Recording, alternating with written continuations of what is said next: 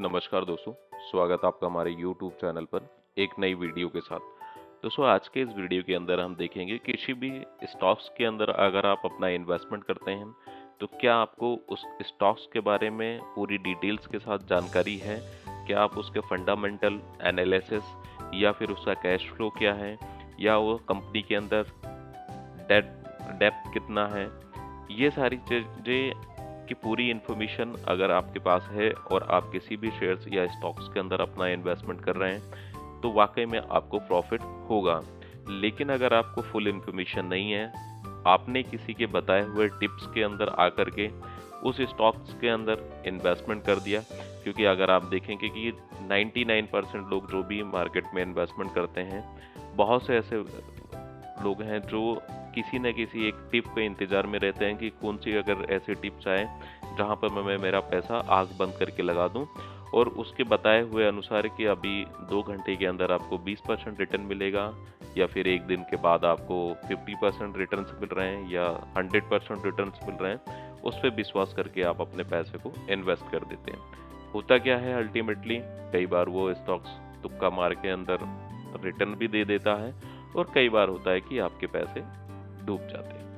तो अगर आप फुल इंफॉर्मेशन है आपको, आप अपने हिसाब से, अपने नॉलेज के हिसाब से आप स्टॉक मार्केट के अंदर एक एक स्टॉक्स के की अगर बारीकी से आप अपना फंडामेंटल एनालिसिस करेंगे तो 100% दावे के साथ बोल सकता हूँ कि अगर आप स्टॉक मार्केट में उतर रहे हैं तो आप पैसा गंवा के नहीं कमा के जाएंगे।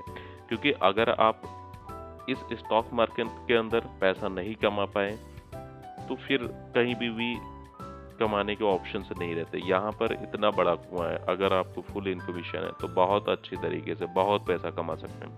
लेकिन अगर जानकारी नहीं है तो आप जो भी लेकर के आए हैं वो आप यहाँ पे गंवा के भी जाएंगे, ये भी 100% गारंटी है।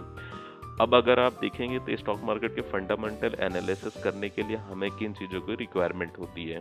तो अगर किसी भी एक स्टॉक्स को पकड़ के चलते हैं और उसके फंडामेंटल एनालिसिस को देखने की कोशिश करते हैं कि वो स्टॉक्स के बारे में क्या डिटेल्स होगी। अगर अभी हम देखते हैं रिलायंस इंडस्ट्रीज लिमिटेड के, ये रिलायंस इंडस्ट्रीज का ग्रुप है और इसके बारे में आपको भी पता है काफ़ी स्ट्रॉन्गेबल ये कंपनी है। अगर हम इसके रिटर्न्स के या फिर इसके फंडामेंटल एनालिसिस के बारे में देखते हैं तो हम एक दिन के आज का जो इसका ट्रेडिंग लाइव है उसके ऊपर नहीं ध्यान देंगे। अगर आज के रिटर्न्स के हिसाब से देखते हैं तो यहाँ पर आपको 0.68% का ये माइनस में शेयर्स चल रहा है। अब हमें ओवरऑल इसके फंडामेंटल्स को देखना है तो हम सबसे पहले इसके फाइनेंशियल व्यू पे जाएंगे और यहाँ पे देखते हैं कि इसका फाइनेंशियल ओवरव्यू क्या है। तो फाइनेंशियल में अगर हम इस शेयर्स के इनकम की बात करें तो अभी तक इस शेयर्स में क्या इसकी ग्रोथ रही है। अब इस वेबसाइट के ऊपर आपको ओवरऑल ईयर बाय ईयर आपको इस कंपनी के फाइनेंशियल शीट्स देखने को मिलेंगी। क्योंकि अगर कंपनी के फंडामेंटल एनालिसिस करने हैं तो सबसे पहले हमें ये देखना होगा कि ये कंपनी हर साल ग्रोथ में है या नहीं। तो अगर आप देखें यहाँ पर वेबसाइट पे 2016 से इसके रेवेन्यूज फाइनेंशियल इंफॉर्मेशन अपडेट है। अगर 2016 की बात करें तो इसके अंदर 2,86,288 करोड़ रुपए का इस कंपनी ने प्रॉफिट कमाया है। अगर इसके बाद आप देखेंगे तो 2017 में ये 3,14,717 करोड़ हो गए हैं। तो ईयर बाय ईयर आप देखेंगे तो 4, 5, 6, फिर अगेन 21 में 5 और उसके बाद में फिर ये 22 और 23 में अगर देखें और 24 में भी अभी तक इसने अच्छे ग्रोथ में रही। तो फाइनेंशियल ईयर बाय ईयर अगर टोटल रेवेन्यू की बात करें तो ये कंपनी ग्रोथ में जा रही है, जहां पर भी अगर आप देखें तो फाइनेंशियली ये कंपनी काफ़ी स्ट्रॉन्ग लग रही है। इसके बाद हम इसमें देखते हैं सेकंड ऑप्शन नेट इनकम, यानी कि ये बिजनेस तो कर रही है कंपनी, क्या इसका इनकम प्रॉफिटेबल है। हर साल कंपनी ग्रोथ में जा रही है। तो अगर 16 की बात करें तो 29,745 करोड़ रुपए का प्रॉफिट रहा है। उसके बाद में 2017 में 29,901, इसमें भी प्रॉफिट हुआ है, उतना ज़्यादा नहीं है। लेकिन 18 में देखेंगे तो 36,000 और वहीं पर फिर ईयर बाय ईयर इसके प्रॉफिट भी बढ़ते हुए दिख रहे हैं। तो इस तरीके से अगर आप देखेंगे तो यहाँ पर 2023 में 66,702 करोड़ रुपए का प्रॉफिट इस कंपनी ने बुक किया है। तो अगर हम इसके फाइनेंशियल ईयर के हिसाब से बिजनेस ग्रो को देखें तो काफ़ी ज़्यादा स्ट्रॉन्ग है, और वहीं अगर इसके नेट इनकम की बात करें तो यह भी काफ़ी अच्छे रहे। अगर इसके बाद हम इसके बैलेंस शीट की बात करें तो बैलेंस शीट में हमने सिर्फ दो चीज़ें देखनी है, फाइनेंशियल ईयर के हिसाब से ओवरऑल इस कंपनी का टोटल एसेट्स क्या है, और उसके बाद में टोटल इक्विटी की लायबिलिटी क्या है। इसमें इस कंपनी के पास में ओवरऑल एसेट्स कितने हैं, क्योंकि अगर कंपनी के पास ज़्यादा एसेट्स हैं और उसकी जो लायबिलिटी है अगर वो कम है तो वो प्रॉफिटेबल है। अगर उसके एसेट्स कम हैं और लायबिलिटीज़ उससे ज़्यादा हैं तो फिर वहाँ पर वो आपके लिए घाटे का सौदा हो सकता है।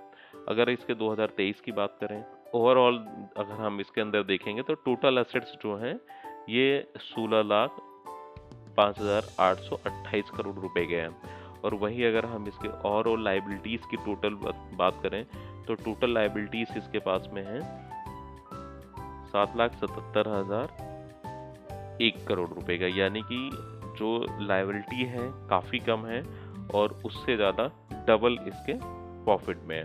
तो ओवरऑल एसेट्स काफ़ी अच्छे हैं और जो लायबिलिटी है उससे काफ़ी डाउन है। तो अगर ये देखेंगे तो इस कंपनी का जो शेयर है इसमें अगर आप अपना स्टॉक्स इन्वेस्टमेंट करते हैं तो ये प्रॉफिटेबल आपके के लिए होना है। साथ ही अगर देखेंगे कंपनी के पास में कैश फ्लो कितना है, अगर कंपनी इतना बिजनेस कर रही है तो क्या ये कैश फ्लो है इसके पास, ये प्रॉफिट में चल रही हैं, तो ये भी हमें देखना होगा। अब अगर इसके कैश फ्लो की बात करें तो इस कंपनी के जैसे कि अगर देखें तो 16 और इसके पहले 14 तक देखें तो कैश फ्लो इसका माइनस में जा रहा था। यहाँ पर भी इस कंपनी के कैश फ्लो माइनस में चल रहे हैं।